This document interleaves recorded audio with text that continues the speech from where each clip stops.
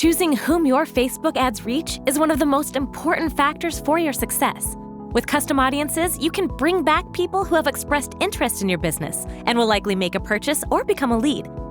You can create an audience from your website or Facebook page visitors, or from your customer files, lead forms, mobile app, and more. Here, we'll walk through how to create custom audiences from your website and Facebook page. First, let's see how you can use your Facebook pixel to bring back your website visitors. To get started, open Ads Manager and go to the Audiences section. Then, create a custom audience from your website traffic. Next, choose people who have visited a specific web page. Type in the URL, audience name, and click Create. To reach people who have interacted with your Facebook page, open Ads Manager and go to the Audiences section. Then, create a custom audience from engagement on your Facebook page.